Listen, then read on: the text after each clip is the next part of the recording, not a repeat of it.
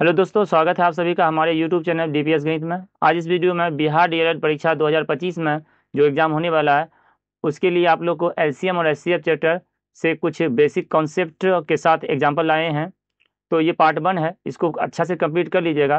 तो बाद में जब क्वेश्चन कराएंगे तो उसमें आप लोग को कहीं दिक्कत नहीं होगा और आसानी से समझ जाइएगा। इसलिए बेसिक कॉन्सेप्ट को क्लियर रखिएगा तो ही आगे फिर आसानी होगा। ट्रिक यूज करेंगे तो वहाँ पे फिर आप लोग समझ पाइएगा। कोई भी चैप्टर पढ़िए तो पहले बेसिक नॉलेज रहना ही चाहिए।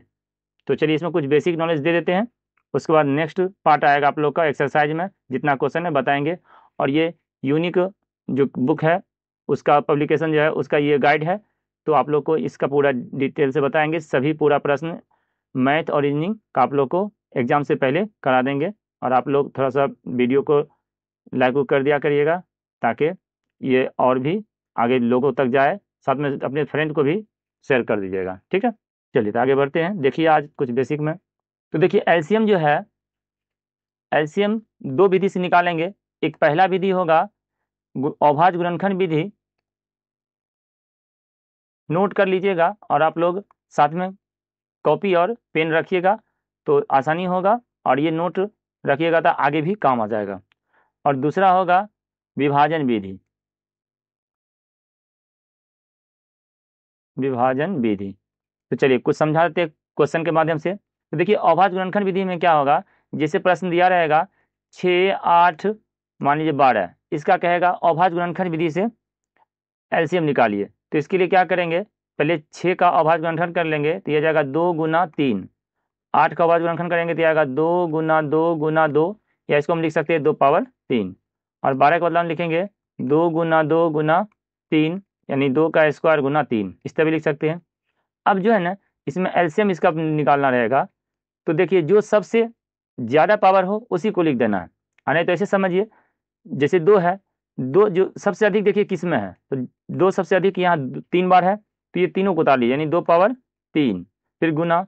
अब उसके बाद 2 इसमें देखिए 2 बार है, इसमें 1 बार है, लेकिन जो हाईएस्ट रहेगा सबसे ज़्यादा उसको लिख देना है। एलसीएम का बात हो रहा है। उसके बाद आगे देखेंगे 3 है, 3 देखिए इसमें 1 है, इसमें नहीं है, इसमें है, तो हाईएस्ट 1 ही बार है तो 1 3 भी लिख देंगे।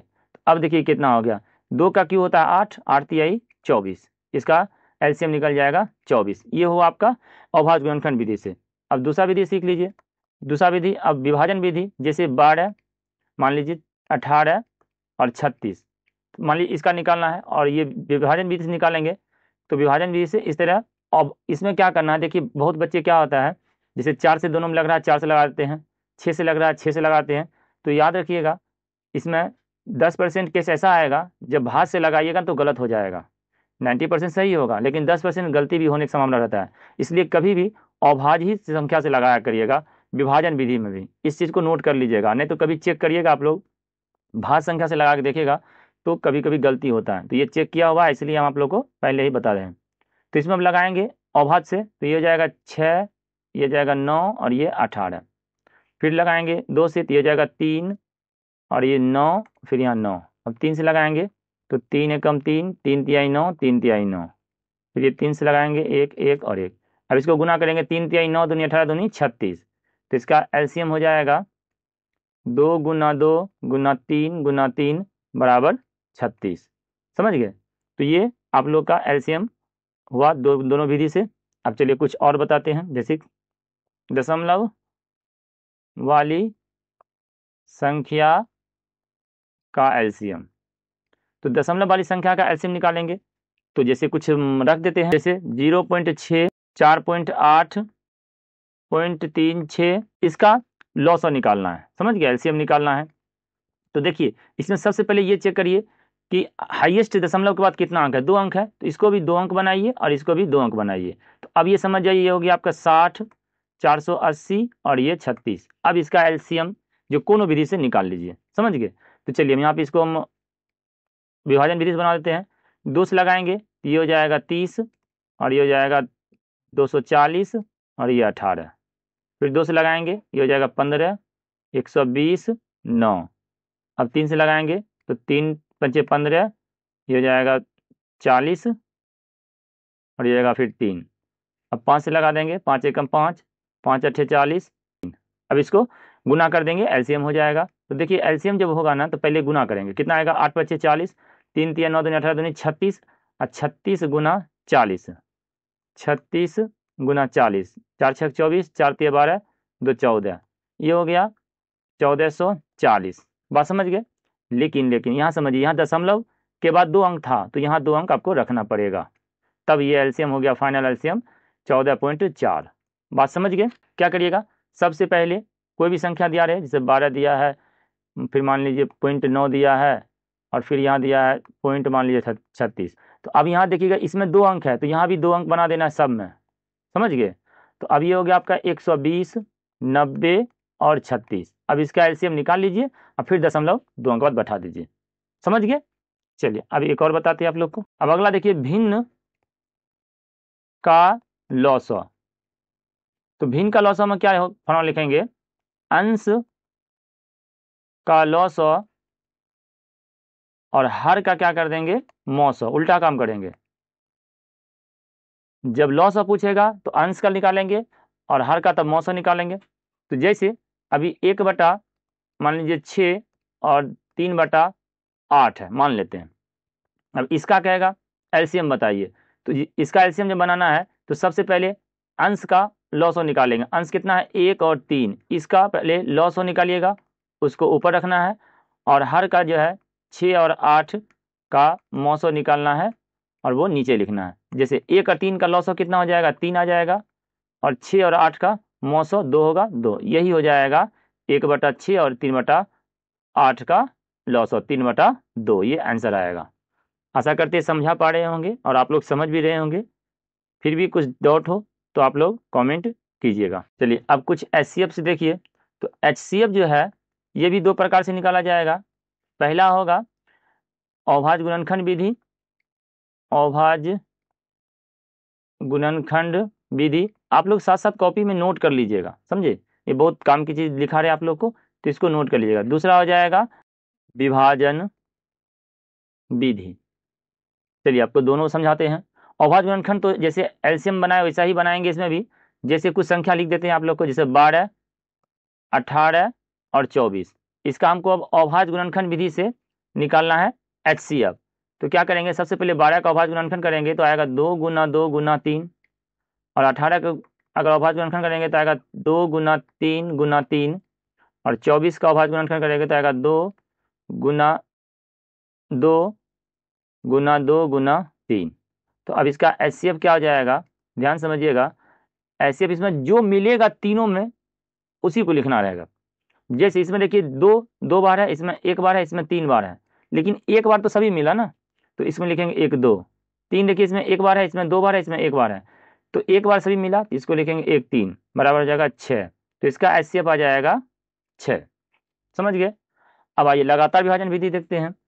जैसे 20 है और 30 है और ये 55 है। तो अब ये दूसरा पॉइंट बता रहे हैं, लगातार विभाजन विधि। इसमें क्या करिएगा, सबसे पहले छोटा का भाग विधि से निकाल लेंगे। जैसे 20 और 30, तो ये 20 से कम 20, 10 आया, फिर इसको लगाएंगे भाग और यहाँ लिखेंगे फिर 20, ये वाला यहाँ पे आ जाएगा, तो 10 दूनी 20, कट गया। अभी देखिए 20 और 30 का मौसव हो गया 10, चूंकि अब तीनों का है तो अब ये जो मौसव आएगा ना उससे फिर बड़ी संख्या जो रहेगा उससे लगाना है। जैसे 10 और फिर ये 55। बात समझ गए। सबसे पहले छोटी संख्या का मौसव निकाल लीजिएगा, यहाँ वाला मौसव होता है। अब ये जो मौसव आएगा और ये बड़ी संख्या जो है उसमें फिर मौसव निकालेंगे। 10 पंचे 50, फिर 5 ही आएगा, यहाँ पे 10 लिखेंगे, 5 दूनी 10। अब फाइनल जो मौसव आया यहाँ आया, ये समझे, तो इसका मौसव कितना हो जाएगा 5। ये हुआ लगातार विभाजन विधि से, समझ गए। तो दोनों जो एग्जाम में तो नहीं कहेगा ना कि लगा विभाजन से बनाइए या कुछ, सीखने के लिए बेसिक है तो बेसिक कॉन्सेप्ट क्लियर होना रहना चाहिए। और अब एग्जाम में आपको जो आसानी हो वैसे बना लीजिएगा। बाकी आप लोग को जब क्वेश्चन पढ़ाएंगे ना तो उसमें ये सब भी नहीं बनाना पड़ेगा, डायरेक्ट बनेगा। आपको इसलिए बोले कि बेसिक कॉन्सेप्ट खाली क्लियर रखिए तो वहाँ पर काम आ जाएगा, समझ गए। चलिए अब दशमलव संख्या का मौसव देखिए कैसे निकलेगा, ठीक ना। दशमलव संख्या का मौसव यानी एचसीएफ।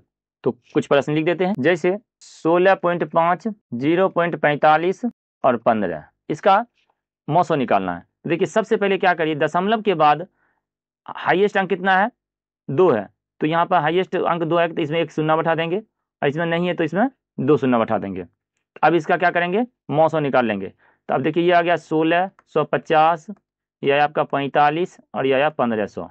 अब आपको जो विधि समझ में आए, चाहे अभाज्य गुणनखंड से बनाइए या भाग विधि से बनाइए, कोनो विधि से इसका एचसीएफ निकालिए और यहाँ पर इसमें दशमलव के बाद फिर 2 अंक रख दीजिए, सिंपल है एकदम। तो पहले छोटी संख्या देखते हैं, तो 45 और ये 1500, इसमें पहले भाग लगाएंगे, इसका पहले दोनों को निकालेंगे, तो ये 45 और 1500, चलिए इसमें लगाएंगे। तो 45 तिहाई 135, फिर हो जाएगा 5 और ये 1, फिर यहाँ जाएगा 0, उसके बाद फिर लगाएंगे 45, फिर तिहाई 135, तो ये हो जाएगा 5, 15 आ गया। अब इसको फिर यहाँ घेरेंगे, ये आएगा यहाँ पर 45, तो 15 तिहाई 45। ध्यान समझिएगा, अभी 45 और 1500 का मौसम निकल गया, ऐसे अब 15। अब 15 में फिर 1650 से लगाएंगे, तो अब यहाँ पे फाइनल ऐसे आएगा 15 एकम 15, एक यहाँ होगा, ये 15 उतरेगा तो 15 एकम 15 कट जाएगा, ये 0 उतारेंगे, नहीं लगेगा यहाँ 0 दे देंगे, यानी कि 15 पूरा डिवाइड कर दिया, तो ये एचसीएफ हो गया 15। तो चूंकि अब ये एचसीएफ 15 हुआ, समझिए अब ध्यान से, एचसीएफ हुआ 15 और यहाँ दशमलव के बाद 2 अंक था, तो यहाँ 2 अंक रखना पड़ेगा, दशमलव से पहले 2 अंक से पहले दशमलव रखना पड़ेगा, यानी कि इसका फाइनल हो गया 0.15 इसका एचसीएफ होगा। ये हो गया आपका दशमलव वाली संख्या, इस तरह निकालेंगे। अब आप लोग को एक भिन्न वाला बताते हैं, तो भिन्न का एचसीएफ कैसे निकलेगा वो भी देख लीजिए। जैसे 2/3 कुछ भी लिख सकते हैं, 6/5 और लिख देते हैं 3 मान लीजिए 10, इसका निकालना है हमको एचसीएफ। क्या निकालना है, एचसीएफ। तो फॉर्मूला बताए थे कि जब भिन्न का एचसीएफ निकालना है तो लिखेंगे अंश का एचसीएफ, अंश का एचसीएफ और बटा में हर का एलसीएम। ये आप नोट कर लीजिएगा, कॉपी में जरूर से जरूर नोट किया रहना चाहिए। तो अब इसका निकालेंगे तो देखिए अंश का एचसीएफ कितना होगा, तो 2 और 6 3, इसका एचसीएफ कितना हो जाएगा, तो इसका एचसीएफ होगा 1, समझ गए। और इसका एलसीएम कितना हो जाएगा, एलसीएम हो जाएगा 30, बात समझ गए। तो यही इसका हो गया भिन्न का एचसीएफ, यही आंसर आ गया।